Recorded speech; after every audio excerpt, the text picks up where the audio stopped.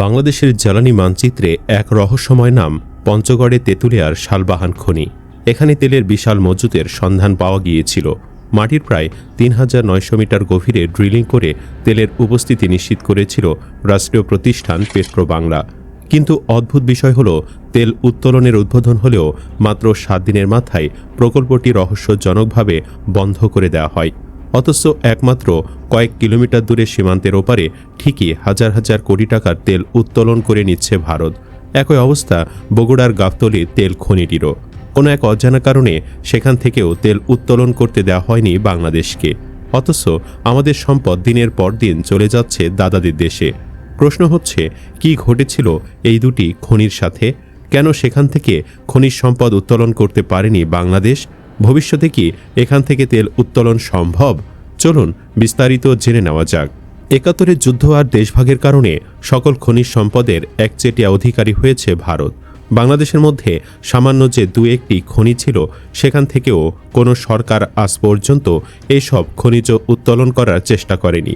অথচ ভারত তাদের এরিয়ায় খনন করে বাংলাদেশের এরিয়াল খনিজ দিব্যি তুলে নিচ্ছে। বাংলাদেশ বঞ্চিত হচ্ছে বিলিয়ন বিলিয়ন ডলার থেকে। বাংলাদেশের রাজনৈতিক দলগুলো ভারতের কাছে সুবিধা নিয়ে বাংলাদেশের খনিজ সম্পদ লুটপাট করার সুযোগ দিচ্ছে বলে অভিযোগও রয়েছে। বাংলাদেশের দ্বিতীয় বৃহত্তম জ্বালানি তেলের খনির অবস্থান সর্ব উত্তরের জেলা পঞ্চগড়ে তেঁতুলিয়ার শালবাহান নামক স্থানে। অথচ বাংলাদেশের মূল খনিমুখ চিরতরে বন্ধ করে দেওয়ার পর শালবাহান থেকে মাত্র ৫ কিলোমিটার দূরে সীমান্তের ওপারে ভারতের জলপাইগুড়ি জেলার রায়গঞ্জ থানার জমিদার পাড়া গ্রামে তেলকূপ খনন করা হয়েছে। ওই খনির একটি অংশ থেকে প্রতিদিন জ্বালানি তেল উত্তোলন করছে ভারত। সেখানে প্রায় ২৪ কোটি ব্যারেল তেলের মজুত পাওয়া গেছে, যার বাজার মূল্য প্রায় ৪৫,০০০ কোটি টাকা। ১৯৮৬-১৯৮৭ অর্থবছরে সন্ধান মেলে জ্বালানি কেরোসিন তেলের এ খনি। পেট্রোলিয়াম ডেভেলপমেন্ট প্রকল্পের অধীনে অনুসন্ধান চালানো হলে ওই এলাকায় মাত্র ৫,০০০ পয়েন্ট গভীরে এ খনির অবস্থান নিশ্চিত হয়। ফরাসি কোম্পানি ফরাসল টানা ২ বছর অনুসন্ধান শেষে নিশ্চিত হয় তেঁতুলিয়া উপজেলায় ৯০০ মিটার গভীরে রয়েছে উত্তোলনযোগ্য জ্বালানি তেল। ১৯৮৮ সালে খনির মধ্যবিন্দু শালবাহান এলাকায় কূপ খননের জন্য সেল পেট্রোলিয়াম কোম্পানি বাংলাদেশ বিদেশি কোম্পানি ফরাসলের সঙ্গে চুক্তিবদ্ধ হয়। ১৯৮৮-৮৯ সালের জাতীয় বাজেটে ৩৫ কোটি টাকা বাজেট বরাদ্দ দেওয়া হয়। ১৯৮৮ সালের ১০ এপ্রিল তৎকালীন রাষ্ট্রপ্রধান এরশাদ আনুষ্ঠানিকভাবে তেল উত্তোলনের কাজ উদ্বোধন করেন। পরে শালবাহান এলাকায় ৮,০০০ ফুট গভীরে ১২ ইঞ্চি ব্যাসার্ধ বিশিষ্ট একটি তেলকূপ খনন করে। আনুষ্ঠানিক উদ্বোধনের ঠিক এক সপ্তাহের মধ্যেই ভারতীয় একটি হেলিকপ্টার এসে খনি এলাকায় ৩ বার ঘুরে চলে যায়, যার সূত্র ধরে টানা ৩ দিন মূল খনির মুখে পাথর, সিমেন্ট ও সীসা ফেলে ঢালাই করে দেওয়া হয়। চলে যায় সবাই পাততাড়ি গুটিয়ে। রহস্যজনক কারণে চাপা পড়ে গেছে ৪৫ কোটি টাকার প্রকল্প। সূত্র জানায়, ভারতের তেল উত্তোলনের পথ প্রশস্ত করতেই দেশের এ খনি বন্ধ করে দেওয়া হয়েছে। এখানে খনি বন্ধ হবার পরই ভারতের সীমানায় জমিদার পাড়া নামক স্থানে তেল উত্তোলন কাজ শুরু হয়েছে। ভারতের তৎকালীন ক্ষমতাসীনরা খনি বন্ধ করার জন্য চাপ সরকারকে প্রয়োগ করেছিল, এমনটিও মনে করছেন অনেকেই। সময়ের ব্যবধানে সরকারিভাবে অধিগ্রহণ করা প্রায় ১০ একর এলাকা আস্তে আস্তে পরিণত হয়েছে জনবহুল জনপদে। ৩৬ বছর আগে অনেক ঢাক ঢোল পিটিয়ে জ্বালানি তেল উত্তোলন কাজ শুরু হলেও প্রায় ২ যুগে জনগণের প্রাপ্তি খুবই সামান্য। সরকারিভাবে খনির মুখ সংলগ্ন এলাকায় প্রতিষ্ঠা করা হয় একাধিক নারী শিক্ষা প্রতিষ্ঠান। জনবসতি, জমিতে সবুজ ফসল আর তথাকথিত শিক্ষা বিস্তারের জন্য প্রতিষ্ঠা করা শিক্ষা প্রতিষ্ঠান আড়াল করে ফেলেছে। এ মাটির ৯০০ মিটার গভীরে যে দেশের মূল্যবান সম্পদ রয়েছে, তা আস্তে আস্তে ভুলতে বসেছে এলাকার মানুষ। শালবাহান খনি এলাকার তিরোনই ইউনিয়ন পরিষদ চেয়ারম্যান রফিকুল ইসলাম বলেন, সম্ভাবনা থাকার পরও দেশের দ্বিতীয় বৃহত্তম জ্বালানি তেল খনি বন্ধ করে দেবার কারণে আমরা পিছিয়ে পড়েছি। এ খনি তেল উত্তোলন শুরু হলে এ উপজেলা উন্নয়নশীল উপজেলায় পরিণত হবে। আমাদের দেশের তেল খনি পার্শ্ববর্তী দেশের স্বার্থে বন্ধ হবে, এটা মেনে নেওয়া যায় না। পঞ্চগড় ১ আসনের সাবেক সংসদ সদস্য মাজহারুল হক প্রধান বলেন, দেশের বৃহত্তর স্বার্থে তেঁতুলিয়ার তেল খনির তেল উত্তোলন প্রয়োজন। 36 বছরের বেশি সময় আগে মূল খনিমুখ সীসা সিমেন্ট দিয়ে বন্ধ করা হয়েছে। এখন সেখানে কূপ খনন করা যাবে কিনা সেটা যাচাই করে দেখতে হবে। আমি এ নিয়ে কথা বলেছি। একই অবস্থা বগুড়ার গাবতলী উপজেলায় দেশের বৃহত্তম তেলের খনিরও। সেখানেও এরশাদের আমলে খনন করা হয়েছিল।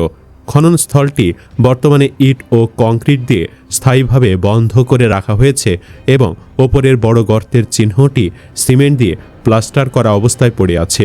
জানা যায় 1984 সালে পেট্রোবাংলার অধীনস্থ বাপেক্স গাবতলীর এই অঞ্চলে খনিজ সম্পদের সন্ধানে প্রথম বিশাল পরিসরে অনুসন্ধান কার্যক্রম শুরু করে। দীর্ঘ 2 বছর ধরে চলা এই খনন ও পরীক্ষা নিরীক্ষা 1987 সালে হঠাৎ করেই বন্ধ করে দেওয়া হয় এবং খননকৃত কূপের মুখটি স্থায়ীভাবে সিলগালা করা হয়। এরপর দীর্ঘ 27 বছর বিরতি দিয়ে 2014-15 অর্থ বছরে সরকার পুনরায় ওই এলাকায় অনুসন্ধান শুরু করে। দ্বিতীয় দফার এই কার্যক্রমে প্রায় 400 জন কর্মকর্তা ও কর্মচারী নিয়োজিত ছিলেন এবং প্রায় 75 মিটার গভীর পর্যন্ত খনন কাজ চালানো হয়। কিন্তু 2016 সালের মার্চ মাস পর্যন্ত দীর্ঘ সময় চেষ্টা করেও কোনো জ্বালানি সম্পদের অস্তিত্ব বা বাণিজ্যিকভাবে উত্তোলনযোগ্য খনিজ তেলের সন্ধান পাওয়া যায়নি। জেল হক নামে স্থানীয় এক শ্রমিক 80 দশকে প্রথম দফার অনুসন্ধানে সরাসরি যুক্ত ছিলেন। তার দাবি, সে সময় তেল উত্তোলনের জন্য বিশাল সব যন্ত্রপাতি আনা হয়েছিল এবং তাদের নির্দেশ দেওয়া হয়েছিল 25টি ড্রাম প্রস্তুত রাখতে। সব প্রস্তুতি যখন চূড়ান্ত পর্যায়ে, ঠিক তখনই ঊর্ধ্বতন কর্মকর্তাদের একটি গোপন বৈঠকের পর কোনো কারণ না জানিয়ে খনন কাজ বন্ধ করে দেওয়া হয় এবং রাতারাতি কূপটি বন্ধ করে প্লাস্টার করে দেওয়া হয়। স্থানীয় বাসিন্দা তুহিন ইসলাম বলেন, 3-4 দশক আগের তুলনায় বর্তমানের প্রযুক্তি অনেক বেশি উন্নত। সে সময় তেল না পাওয়া গেলেও আধুনিক প্রযুক্তির সাহায্যে আরও গভীর ও সূক্ষ্মভাবে অনুসন্ধান চালালে এখানে অবশ্যই খনিজ সম্পদের সন্ধান মিলবে। গ্রামবাসীর দাবি, দেশের জ্বালানি সংকট মোকাবেলায় এই এলাকায় নতুন করে সার্ভে বা জরিপ পরিচালনা করা হোক।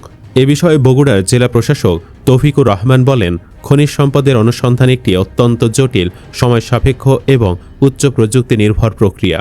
এখানে পুনরায় কোনো কাজ শুরু করতে হলে পেট্রোবাংলাকে আগে নতুন করে ফিজিবিলিটি স্টাডি বা সম্ভাব্যতা যাচাই করতে হবে। যেহেতু এতে বিপুল অঙ্কের রাষ্ট্রীয় বিনিয়োগের বিষয় জড়িত, তাই বিস্তারিত বৈজ্ঞানিক সার্ভে ছাড়া কোনো সিদ্ধান্ত নেওয়া সম্ভব নয়।